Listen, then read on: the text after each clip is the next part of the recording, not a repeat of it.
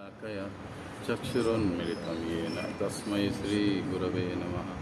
श्रीचैतन्यमनोभीष्टं स्थापितं येन भूतले स्वयं रूप कदामृतं ददाति स्वपदान्तिकं वन्देऽहं श्रीगुरौ श्रीयुतापदकमलं श्रीगुरून् वैष्णवांश्च श्रीरूपं साग्रजातं सरगना रघुनाथान्वितं सजीवं साद्वैतं सावधूतं परिजनासहितं कृष्णचैतन्यदेवं श्रीराधा कृष्णपादान् सहगना ललिता श्रीविशाखान्वितांश्च नमो विष्णुपादाय कृष्णपृष्ठाय भूतले श्रीमते भक्तिवेदान्तस्वामिन् इति नामिने।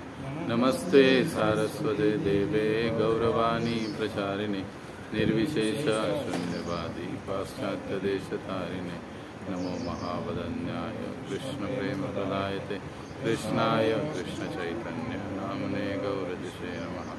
हे कृष्णा करुणा सिन्धो दीनबन्धो जगत्पते गोपेश गोपिका कान्त राधा कान्त नमस्तुते। तप्त कांचन गौरांगी राधे वृंदावनेश्वरी ऋषभानुसुते देवी प्रणमामि हरिप्रिय।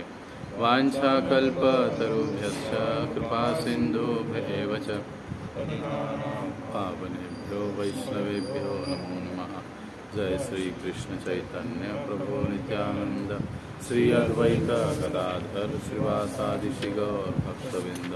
हरे कृष्णा कृष्ण कृष्ण हरे हरे हरे राम राम राम हरे हरे। मुखं करोति वाचालं पङ्गुं लङ्घयते गिरिं यत्कृपातमहं वन्दे श्रीगुरो दीनतारिणम्।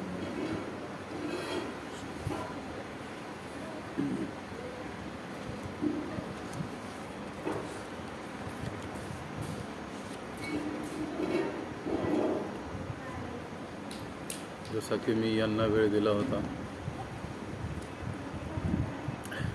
2:30च्या काउन्सिलिंग मीटिंगला, त्यामुळे आता यांचं झाल्यावर आपण पुढे कंटिन्यू करू नंतर।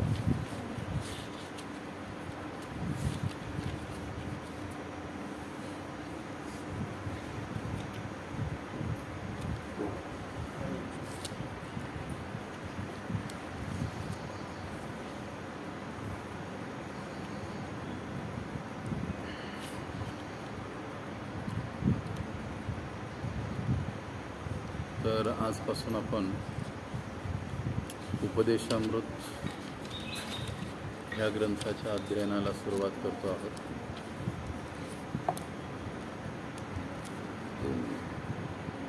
स्पेशली नित्यानंद सभेचे जे पण भक्त आहेत त्यांच्यासाठी हा क्लास चालू आहे। बाकी बसू शकतात, परंतु त्यांचा हा आत्तापर्यंत झालेलाच नव्हता, त्यामुळे आपण हा कंटिन्यू करतो आहोत। कोण वाचेल प्रस्तावना पहिला पॅराग्राफ?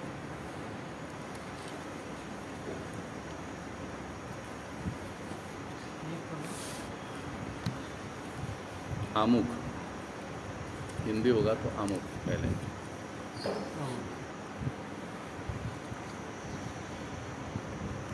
आमुख कृष्ण भावनामृत आंदोलन श्री रूप गोस्वामी की अध्यक्षता में संचालित होता है। गौड़ी वैष्णव या बंगाली वैष्णव अधिकांशतया श्री चैतन्य महाप्रभु के अनुयायी हैं, जिनमें से वृंदावन के 6 गोस्वामी उनके प्रत्यक्ष शिष्य हैं।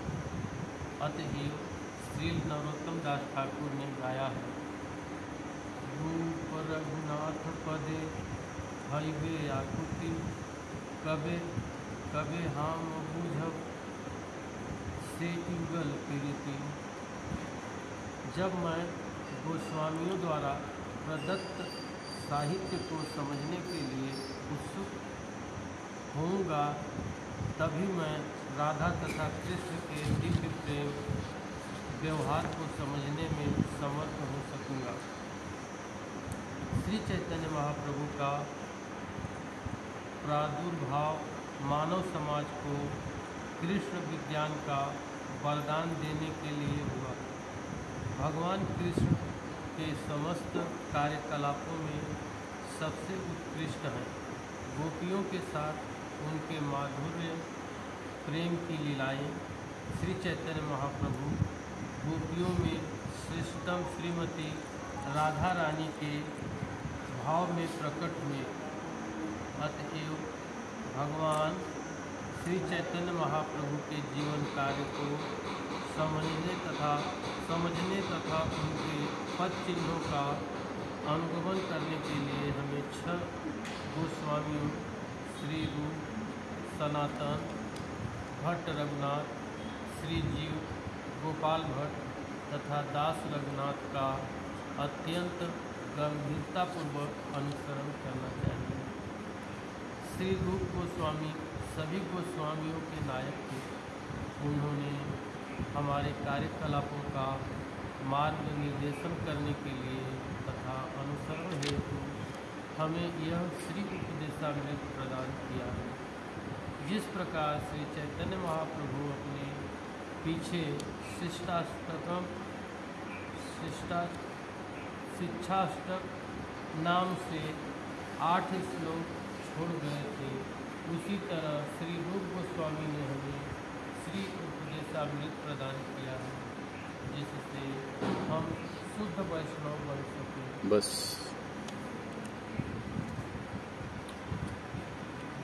तो इस ग्रंथ का अध्ययन हमको क्या करवाएगा? शुद्ध वैष्णव या भक्त बनाने के लिए हमको मदद करेगा। ये ग्रंथ नए भक्तों के लिए जितना आवश्यक है, उतना हम जैसे सभी पुराने भक्तों के लिए भी वो उतना ही महत्वपूर्ण है।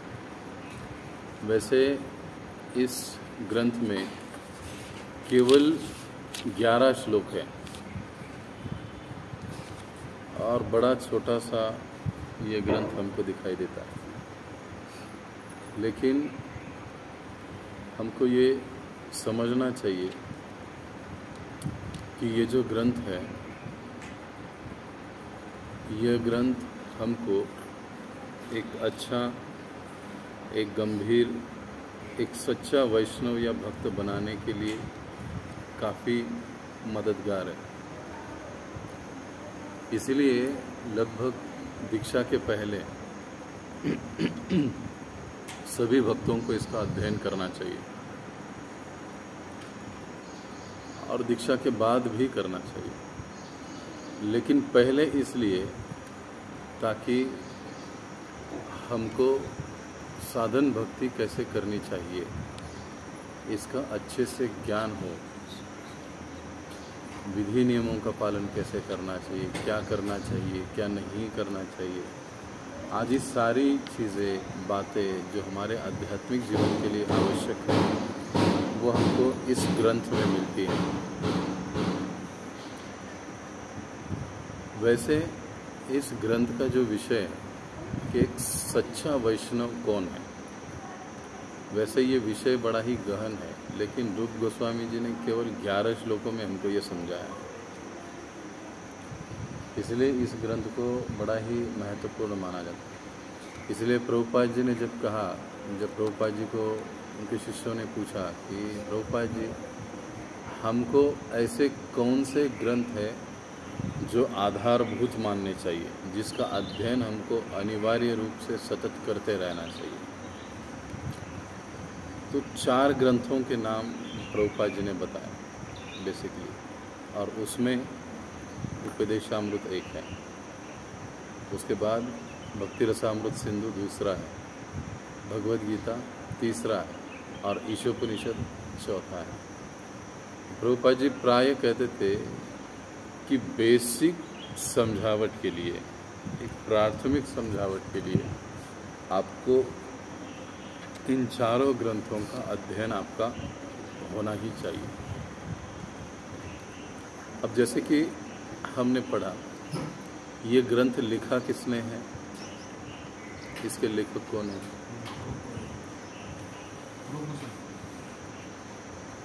कौन है?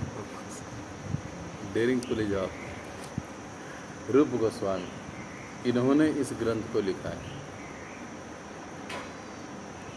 तो अब जिन्होंने इस ग्रंथ को लिखा है उनके बारे में भी हमको थोड़ा बहुत पता होना चाहिए। लिखने वाले जो भी भक्त हैं या लेखक हैं, उनके बारे में जब हमको जानकारी होती है और उन पर जब हमारा अच्छे से विश्वास होता है, तब उनके द्वारा जो भी लिखा हुआ होता है उसको पढ़ने के लिए और उसको जीवन में उतारने के लिए हम लोग प्रेरित होते हैं। तो जैसे कि प्रभुपाद जी यहाँ पर पहले ही लाइन में बताते हैं, वो क्या बताते हैं कि कृष्ण भावनामृत संघ का जो कार्य है वो किसके मार्गदर्शन में, अध्यक्षता में चलता है? रूप गोस्वामी।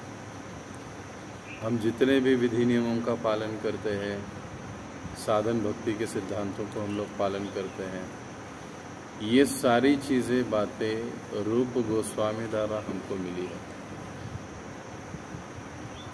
इसीलिए ये कहा जाता है कि हम लोग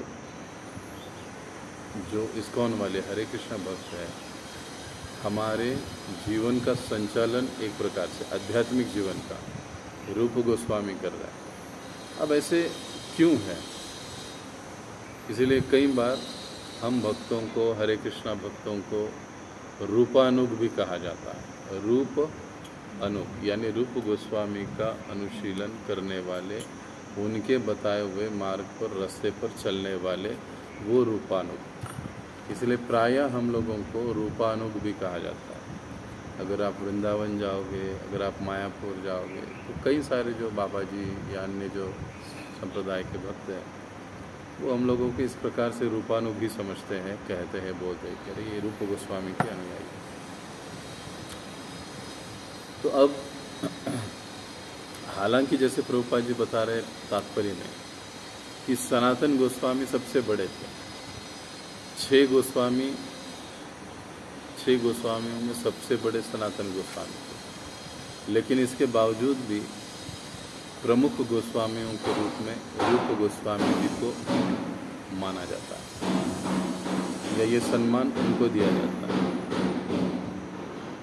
क्योंकि श्री चैतन्य महाप्रभु के आदेश के अनुसार वे रूप गोस्वामी ही थे जिन्होंने आज हम वृंदावन में जितनी सारी हम भगवान की लीला स्थलियों को देखते हैं, वो सारी लीला स्थलियों को पुनः स्थापित किया, ढूंढ के निकाला और पुनः स्थापित किया। क्योंकि कई समय पहले भगवान की जो लीलाएं जिस जिस स्थान पर हुई, वो स्थान वृंदावन में लुप्त हो चुके थे। कई सारे लोग उस समय नहीं जानते थे कि ये लीला कहाँ हुई, वो लीला कहाँ हुई। कई बार गलती से लोग दूसरा ही स्थान समझ रहे थे। लेकिन चैतन्य महाप्रभु ने रूप गोस्वामी जी को ये आज्ञा दी कि आप वृंदावन जाओ और वृंदावन जाकर पुनः भगवान श्री कृष्ण की सारी लीला स्थलियों को ढूंढो और उनको पुनः स्थापित करो। इसलिए हम लोग देखते हैं कि अलग अलग समय में ये जो 6 गोस्वामी है, रूप गोस्वामी, सनातन गोस्वामी, जीव गोस्वामी, वृंदावन में आए और आकर उन्होंने अपना अपना कार्य श्री चैतन्य महाप्रभु के आदेश के अनुसार किया। तो अब चैतन्य महाप्रभु ने जब रूप गोस्वामी जी को ये आज्ञा दी, सेवा दी, इसका मतलब ही था कि उन्होंने एक उनको ऐसी आध्यात्मिक शक्ति प्रदान करी थी कि वो समझ सकते थे कि इस स्थान पर भगवान की कौन सी लीला हुई। अब प्रश्न ये आ सकता है ना कि रूप गोस्वामी जी को कैसे पता कि रमन रेती हो या अन्य कोई स्थान पर भगवान की लीला हुई है, ये उनको कैसे पता हो? तो चैतन्य महाप्रभु ने उनको ऐसा शक्ति प्रदान किया था कि जिस स्थान पर वो जाते, अगर वो लीला स्थली है, तो वहाँ पर साक्षात भगवान की लीला उनके समक्ष प्रकट हो जाती और वो तुरंत यहाँ पर कहते कि यहाँ पर ये लीला हुई है। इसलिए कई स्थानों पर रूप गोस्वामी पाद, सनातन गोस्वामी, इन्होंने भगवान के अलग अलग मंदिर, अलग अलग लीला स्थलियों को, जैसे राधा कुंड, श्याम कुंड, कुसुम सरोवर, ये सारे जो लुप्त स्थान थे, इनको उन्होंने ढूंढ निकाला और उनको पुनः स्थापित किया। जो भी खराब हुए थे, जिनकी अवस्था बड़ी खराब थी, उनको उन्होंने ठीक ठाक करके पुनः जनमानस में उन्होंने प्रचलित किया। इसलिए जब हम रूप गोस्वामी जी का प्रणाम हम गाते, तो रूप गोस्वामी जी का प्रणाम हम लोग क्या गाते हैं?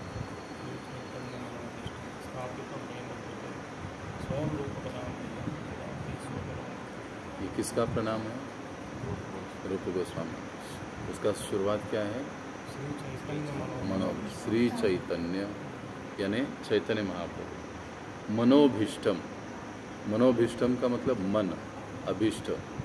श्री चैतन्य महाप्रभु के मन के अभीष्ट यानी इच्छा को श्री चैतन्य मनोभीष्टम स्थापितम, जिन्होंने श्री कृष्ण चैतन्य महाप्रभु के मन की इच्छा को स्थापितम स्थापित किया।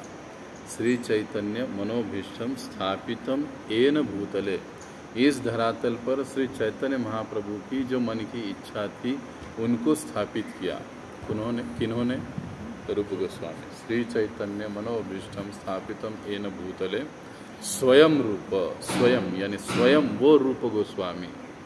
कदा मह्यम, कदा यानी कब, मह्यम यानी मुझे, कब मुझे, कदा मह्यम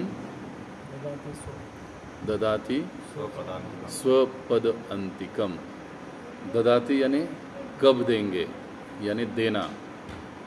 स्वयं वे रूप गोस्वामी कब मुझे देंगे, स्व यानी उनके, उनके यानी कि इनके रूप गोस्वामी जी के, पद अंतिकम वो मुझे अपने चरणों की छाया कब प्रदान करेंगे। कौन? ऐसे रूप गोस्वामी श्री चैतन्य महाप्रभु की मन की इच्छा को जानते थे और उनकी इच्छा को जिन्होंने इस धरातल पर स्थापित किया। अब चैतन्य महाप्रभु की इच्छा क्या थी? सर्वत्र प्रसार हो गए।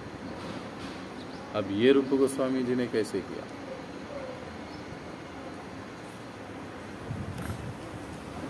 रूप गोस्वामी तो कहीं जैसे प्रभुपाद जी गए वैसे थोड़े ना रूप गोस्वामी का प्रचार करने के लिए गए, लेकिन इस बात को रूप गोस्वामी जी ने कैसे अप्लाई किया?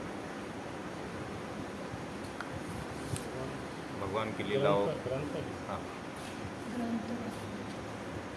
अगर वो नहीं लिखते, वो अध्ययन नहीं करते, तो क्या हम लोग भक्ति में दृढ़ या सुशिक्षित हो पाते? आज हम लोग जितने भी ग्रंथ पढ़ते हैं हमारे गौड़ीय संप्रदाय में, वो प्रायः सारे ग्रंथ रूप गोस्वामी जी के ग्रंथों पर आधारित हैं या उन्हीं के ग्रंथ हैं। भक्ति रसामृत सिंधु हो, उपदेशामृत हो, कई सारे ग्रंथ, सारे सिद्धांत, सारे तत्व श्रील प्रभुपाद जी ने हमको इन्हीं के ग्रंथों से हम तक पहुंचाए। तो चैतन्य महाप्रभु, अब चैतन्य महाप्रभु कौन है? चैतन्य महाप्रभु कौन है? भगवान। भगवान। अब भगवान की इच्छा को कौन जान सकता है?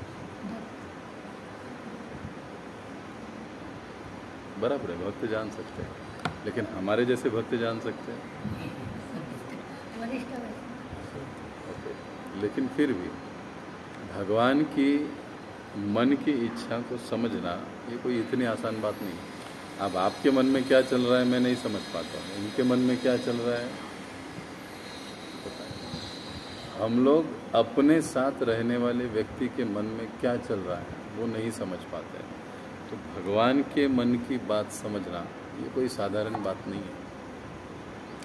लेकिन श्री चैतन्य महाप्रभु जी के मन में क्या है, ये इन 6 गोस्वामियों में से अगर कोई समझ पाता है या समझ सकता है तो वो रूप गोस्वामी है, क्योंकि श्री चैतन्य महाप्रभु जी ने रूप गोस्वामी जी को वैसे कृपा या आशीर्वाद ही दे दिया था।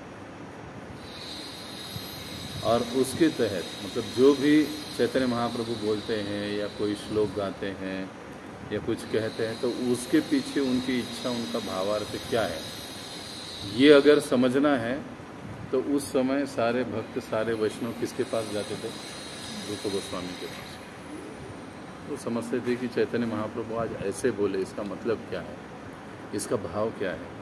तब रूप गोस्वामी जी समझाते, क्योंकि रूप गोस्वामी जी को ये शक्ति कहिए, आशीर्वाद कहिए, रूप गोस्वामी जी को चैतन्य महाप्रभु से मिला। इसीलिए जब रूप गोस्वामी बोलते हैं इसका मतलब क्या है, चैतन्य महाप्रभु बोल रहा है।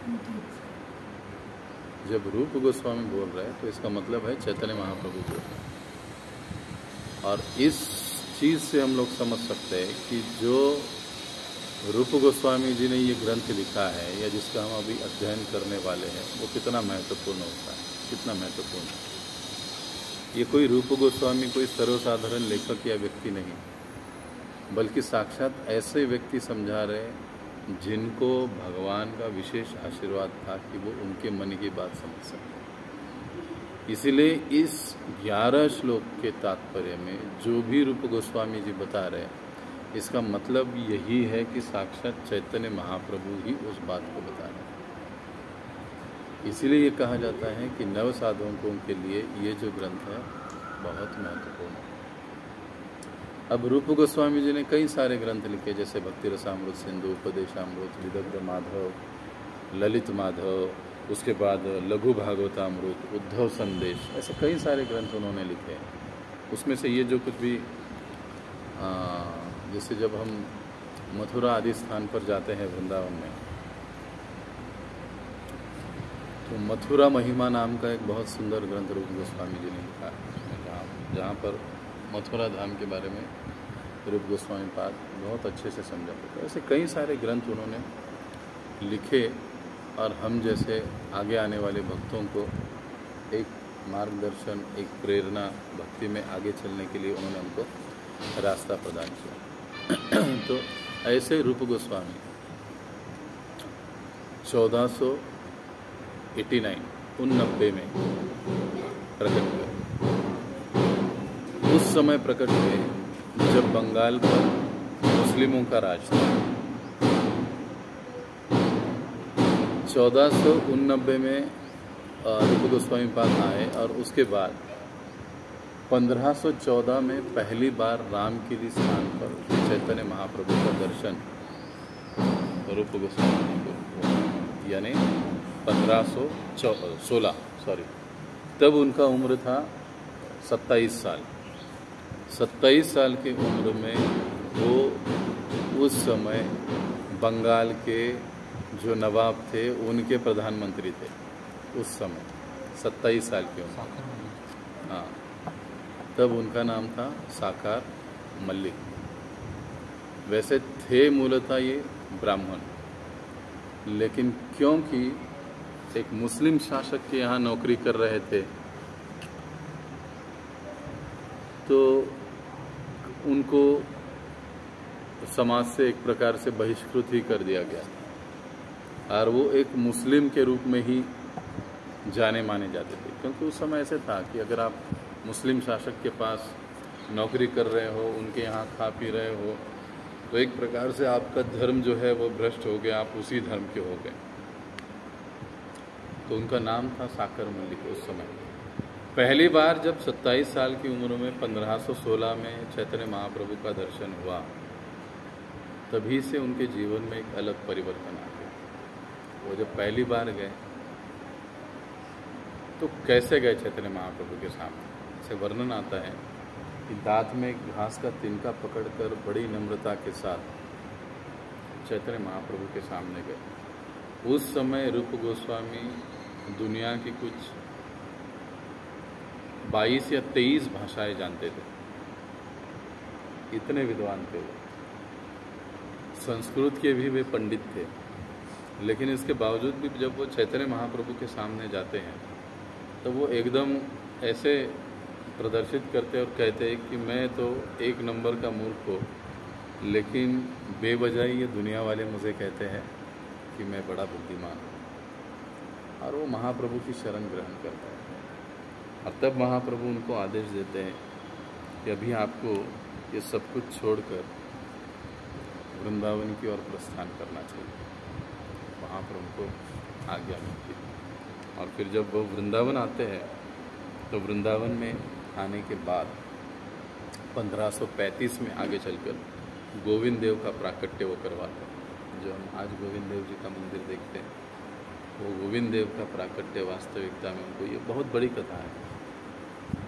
तो रूप गोस्वामी पाद के द्वारा उस मंदिर का निर्माण होता है और उसी समय से उन्होंने भक्ति रसामृत सिंधु नाम का जो ग्रंथ है उसको लिखना आरंभ कर दिया। तो चैतन्य महाप्रभु ने 2 सेवाएं उनको वृंदावन में दी थी।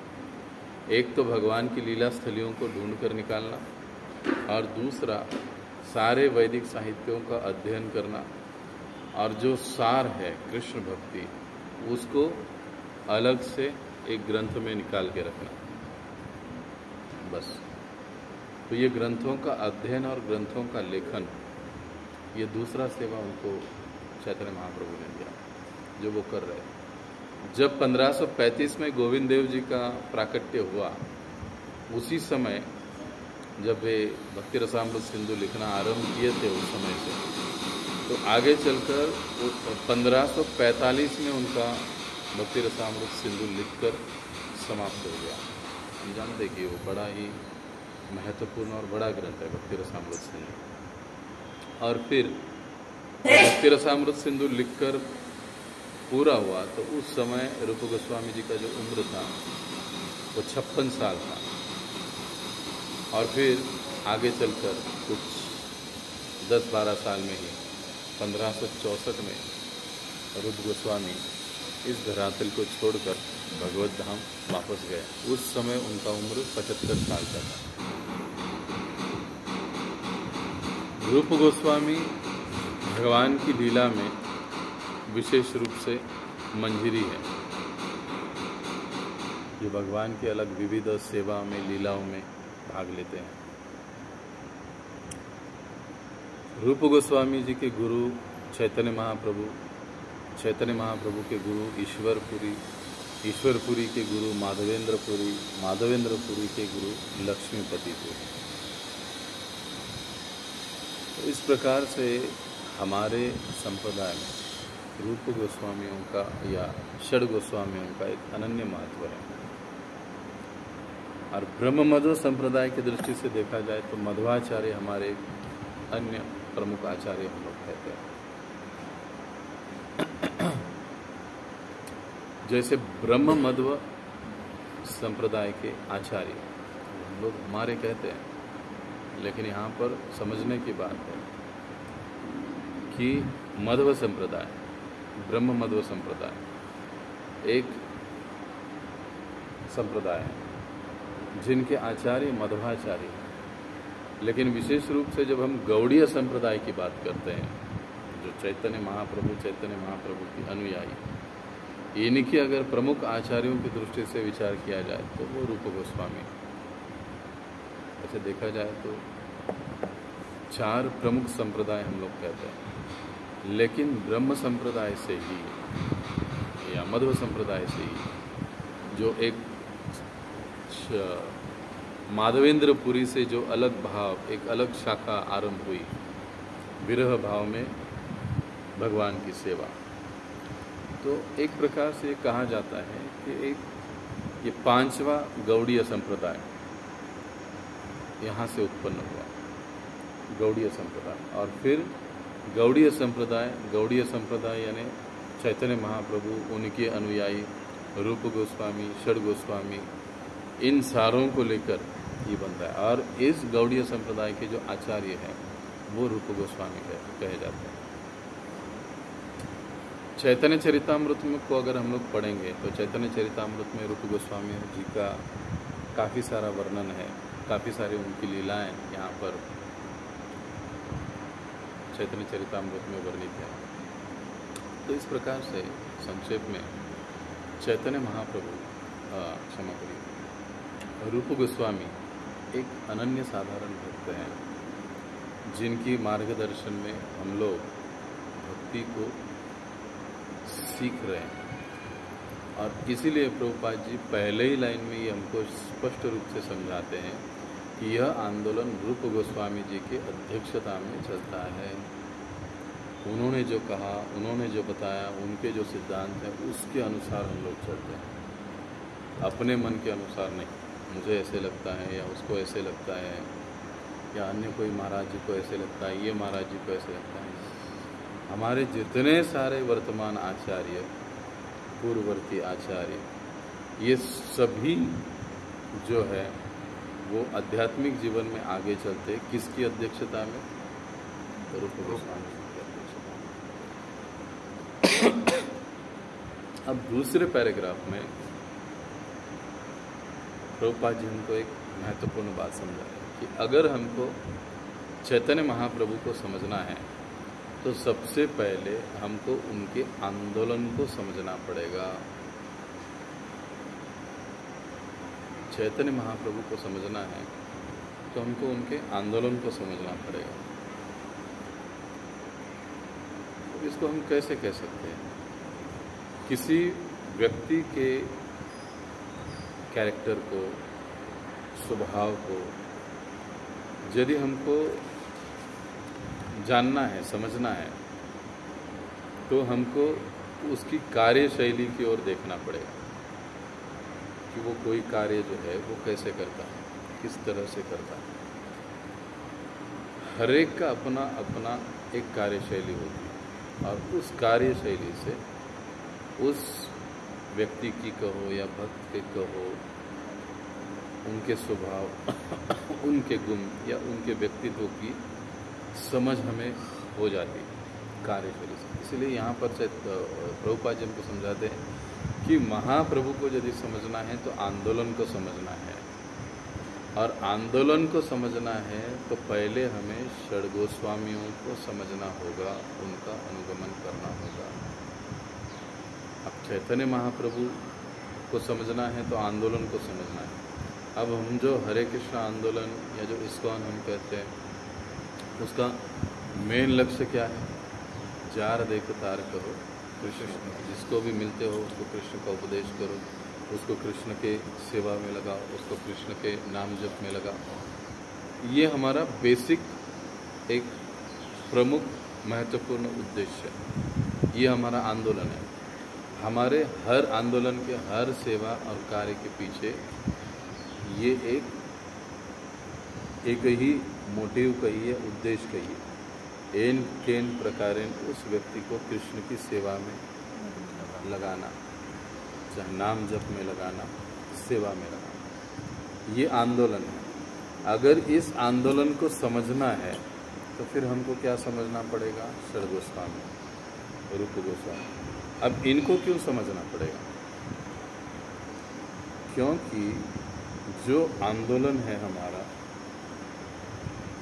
कि हर व्यक्ति को एन केन प्रकारेण जीव को भगवान की सेवा में लगाना, उसको कैसे सेवा में लगाया जा सकता है, उसको कैसे सेवा में लगा सकते हैं, उसको हम कैसे अलग अलग प्रकार से भगवान की सेवा में जोड़ सकते हैं, भगवान के पास ला सकते हैं, इसका पूरा मार्गदर्शन हमको षड गोस्वामी या विशेष रूप से रूप गोस्वामी जी की ओर से। इसलिए चैतन्य महाप्रभु को समझना है तो आंदोलन को समझना पड़ेगा, आंदोलन को समझना है तो षड गोस्वामियों को समझना, और षड गोस्वामियों से भी, षड गोस्वामियों में भी विशेष रूप से हमको रूप गोस्वामी जी को समझना पड़ेगा। अब दूसरा पैराग्राफ हम लोग पढ़ चुके हैं, अब तीसरा पैराग्राफ कौन पढ़ेगा? मराठीतून जा. आध्यात्मिक जीवनातील विविध क्रियांपैकी मन व इंद्रियांवर नियंत्रण करणे हे आपले प्रथम कर्तव्य आहे. जोपर्यंत आपण मन व इंद्रियांवर नियंत्रण करीत नाही तोपर्यंत आपण आध्यात्मिक जीवनात प्रगती करू शकत नाही. भौतिक जगातील प्रत्येकजण रज आणि तमगुणाने ग्रासलेला आहे. म्हणून रूप गोस्वामींच्या उपदेशाचे पालन करून आपण सत्वगुणाच्या स्तरापर्यंत स्वतःची प्रगती केली पाहिजे आणि त्यानंतर पुढची प्रगती कशी करता येईल यासंबंधी सर्व गोष्टींचा आपल्याला उलगडा होईल. कृष्ण भावनेतील प्रगती साधकाच्या मनोवृत्तीवर अवलंबून असते. कृष्ण भावनेच्या साधकाने गोस्वामी झाले पाहिजे. वैष्णवांना साधारणपणे गोस्वामी म्हणून संबोधले जाते. वृंदावनातील मंदिरांच्या अध्यक्षांना याच नावाने ओळखले जाते. ज्याला भगवान श्रीकृष्णांचा शुद्ध भक्त होण्याची इच्छा आहे त्याने गोस्वामी झालेच पाहिजे. गो म्हणजे इंद्रिय आणि स्वामी म्हणजे नियंत्रित करणारा. स्वतःच्या मनावर व इंद्रियांवर नियंत्रण केल्याविना मनुष्याला गोस्वामी होता येणार नाही. म्हणून तो अभी ये जो तीसरा पैराग्राफ है, ये तीसरा पैराग्राफ इस ग्रंथ का उद्देश्य है। क्यों रूप गोस्वामी जी ने ये ग्रंथ को लिखा है, तो उद्देश्य क्या है इस ग्रंथ का, वो समझाते समय हमको क्या बता रहे हैं प्रभुपाद जी कि आध्यात्मिक पथ पर चलने वाले जो साधक है, उनका सबसे पहला कर्तव्य कार्य क्या है, मन और इंद्रियों पर नियंत्रण करना। ये हमारा पहला कार्य। आज भले ही हमको कितने भी साल भक्ति में क्यों ना हुए, हमको ये सोचना चाहिए कि मन और इंद्रियों पर हमने कितना नियंत्रण कर लिया अभी तक। तो बातें हमको पता चलेगी, बातें हमको समझ में आएगी, हमको अभी और कितना दूर चलना है। तो पहला जो ये कार्य है, मन और इंद्रियों को पर संयम करना या उस पर उनको नियंत्रण में लाना, ये हमारा सबसे पहला कर्तव्य है साधकों का। और इसको हम कैसे कर सकते हैं, इसका मार्गदर्शन हमको इस ग्रंथ में मिलता है। दूसरी चीज़, इसी पैराग्राफ में प्रभुपाद जी हमको समझा रहे हैं कि इच्छा नहीं होती है फिर भी हम लोग पाप कर्म करते हैं, लिप्त होते हैं उसमें। रजोगुण तमोगुण के कारण हम लोग पापमय कृत्य कार्य करते हैं।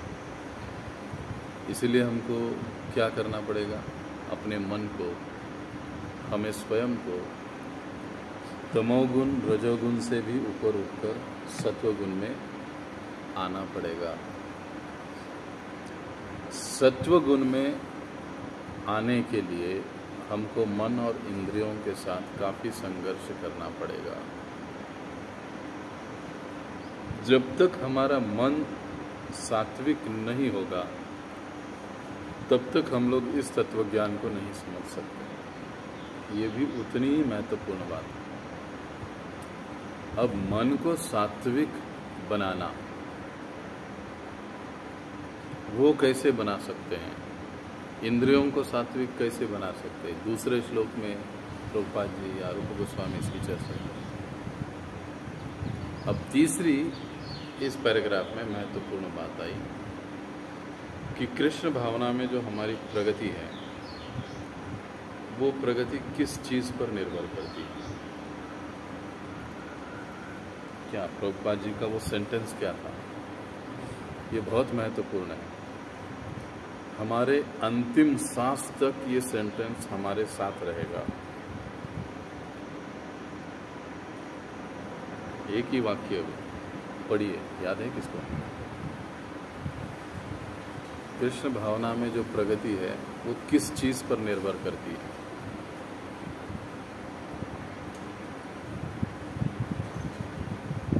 साधकाची प्रगती कशावर अवलंबून आहे? त्याच पॅरेग्राफ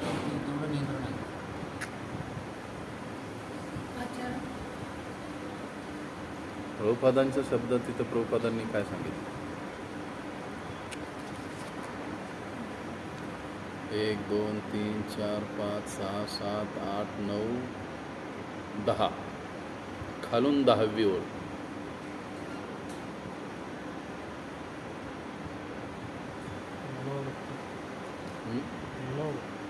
मनोवृत्ती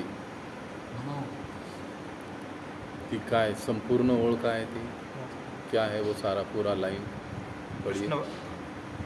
कृष्ण भावनेतील प्रगती साधकाच्या मनोवृत्तीवर अवलंबून असते. म्हणजे नेमकं काय? मनोवृत्ती पर निर्भर करती है, इसका मतलब क्या? मन किस प्रकार से कार्य करता है. मुक्ति. और मन इंद्रियांच्या मागत असतं. जर मन नियंत्रित राहिलं तर सगळं इंद्रिय नियंत्रित. गोस्वामीचे म्हणले मनोवृत्ती म्हणजे काय? मनोवृत्ती का मतलब क्या है? वृत्ती म्हणजे सवय. अजून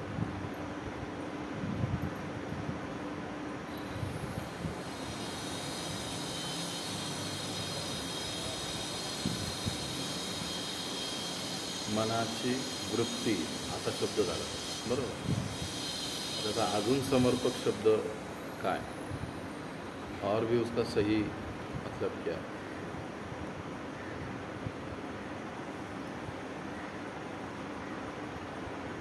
आपल्या सवयी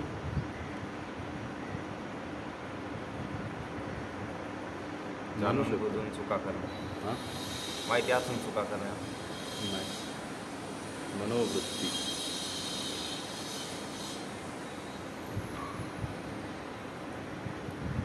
प्रत्येकाची आपली एक मनोवृत्ती, प्रवृत्ती, स्वभाव असतो, त्याला काय म्हणतो?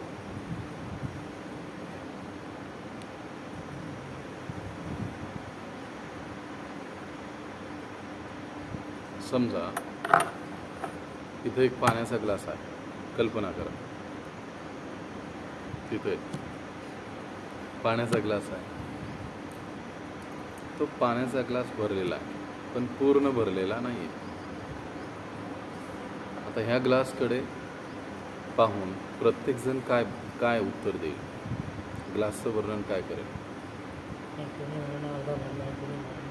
पूर्ण भर. कोणी हे पण म्हणेल की पूर्ण भरलेलं, त्याला एक्स्ट्रा दिसू शकतं. ह्याला काय म्हणतो आपण? मनोवृत्ती. हो, पण म्हणजे एक अजून त्याला परफेक्ट विचारधारणा. अजून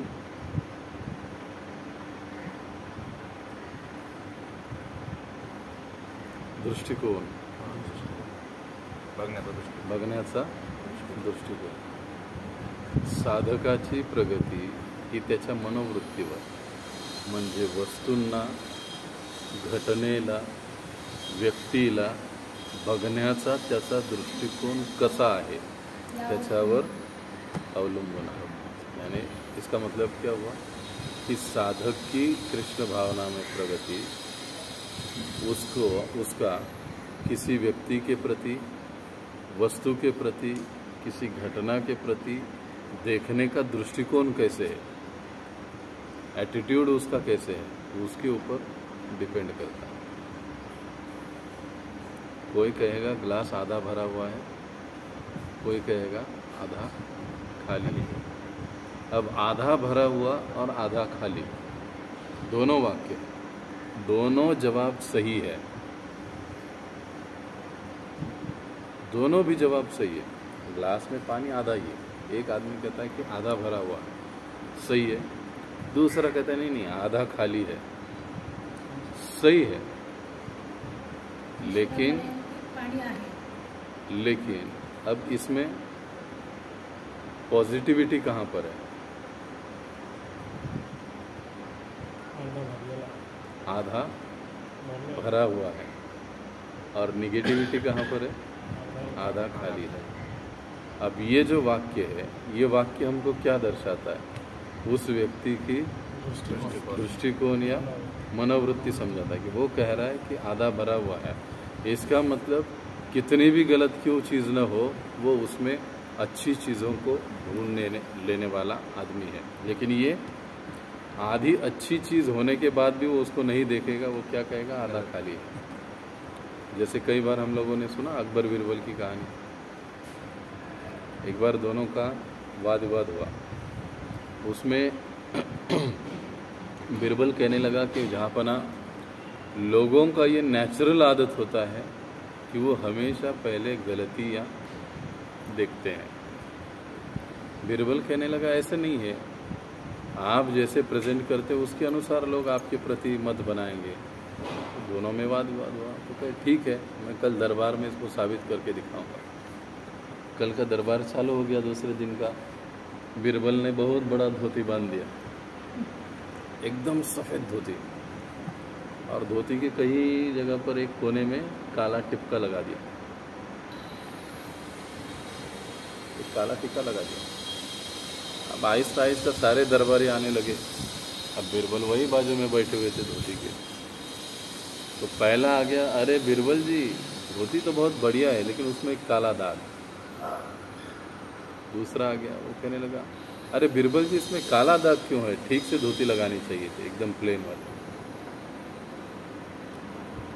हर दरबारी जो आ रहा था वो इसी प्रकार से रिप्लाई दे रहा था। कुछ समय के बाद अकबर भी आ गया। अकबर ने भी धोती को देखा और कहा, अरे बिरबल, धोती लगाना ही था वहाँ पर तो पूरा सफ़ेद लगाते हैं, उसमें काला दाग है।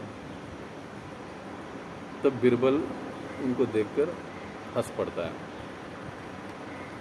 अकबर को भी बात समझ में आ जाती है कि इतनी पूरी धोती सफ़ेद है, उसको मैं नहीं देखा, मैं काला दाग है। ये मनुष्य का एक स्वाभाविक गुण होता है। लेकिन अगर आध्यात्मिक जीवन में हमको आगे बढ़ना है तो हमको काला दाग नहीं देखना चाहिए। कितनी अधिक सफ़ेदी है वो उसको देखेंगे, उसको देख के आगे चलेंगे। अगर ऐसी हमारी मनोवृत्ति है तो हम लोग आध्यात्मिक जीवन में बहुत आसानी से आगे बढ़ते जाएंगे। और अगर हमारी ऐसी मनोवृत्ति नहीं है तो फिर हम लोग वहीं पर रुके रहेंगे। तो हम लोग कई बार किसी व्यक्ति में दोष देखते हैं, गुण देखते हैं। कभी कभी गुण बहुत सारे होते हैं, एक आध दोष ऐसे होता है कि वो दोष सारे गुणों को ढक देता है। लेकिन ऐसी स्थिति में हमको ये चाहिए, हम केवल गुणों को देखें। तो ये सारी जो चीज़ें हैं कि भक्ति क्या है, गुण कैसे देखने चाहिए, दोष कैसे देखने चाहिए, क्यों नहीं देखने चाहिए, कार्य आध्यात्मिक जीवन में कैसे करने चाहिए, ये सारा जो ज्ञान है ये उपदेशामृत ग्रंथ में हमको श्रील रूप गोस्वामी जी के द्वारा और प्रभुपाद जी के तात्पर्यों के द्वारा मिलता है। अब आगे कौन पढ़ेगा? फिर ये समाप्त हो जाएगा हम, तो फिर हम अगली बार से पहला श्लोक चालू करेंगे। हाँ, पढ़िए। जब तक कोई अपने मन तथा इंद्रियों को बस में नहीं कर लेता तब तक वह गोस्वामी नहीं बन सकता।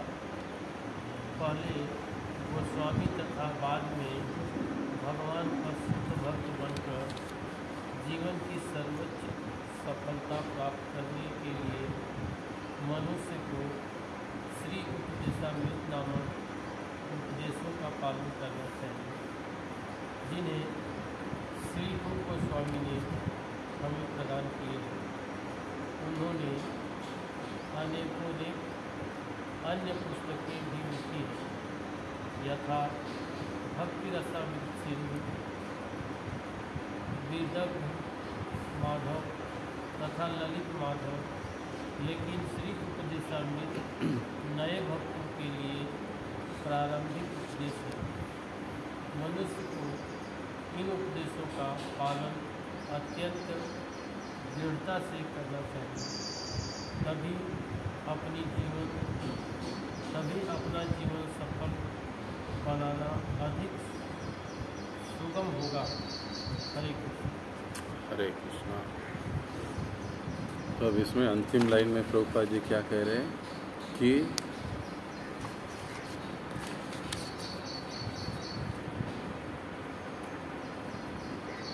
सबसे पहले हमको गोस्वामी यानी इंद्रियों को नियंत्रित करके इंद्रियों के स्वामी हमको बनना पड़ेगा। और इसके लिए हमको इस ग्रंथ की जो भी विधि नियम बताए गए हैं उसका हमें ठीक ठीक से पालन करना चाहिए। अब एक चीज़ इसमें समझना, वो समझनी क्या है कि शुद्ध भगवत भक्त।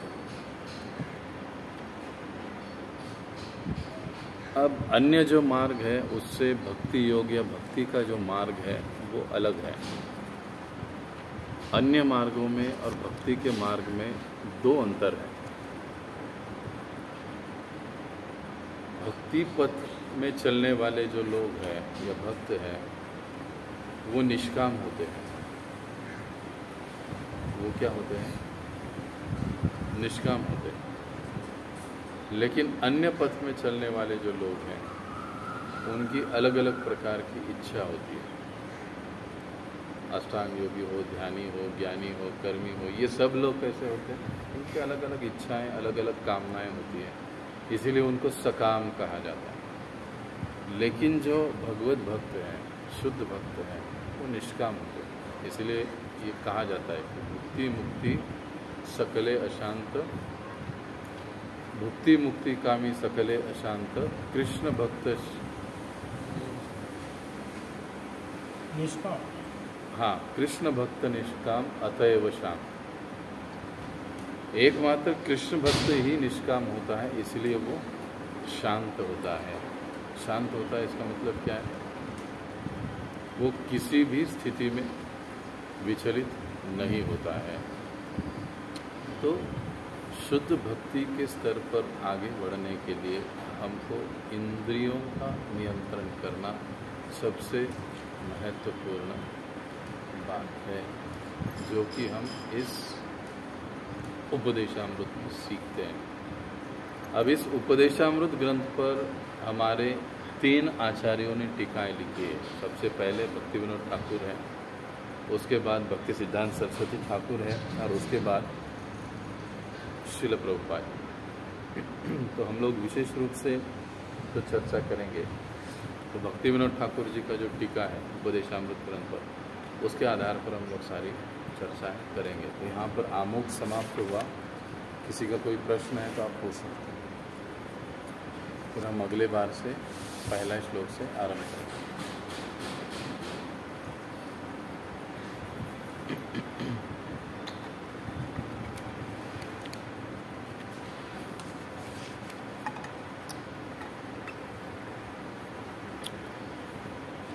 ठीक है, यहाँ पर हम लोग रुकेंगे। जगत गुरु श्रील प्रभुपाद की जय, अनंत कोटि वैष्णव वृंद की जय।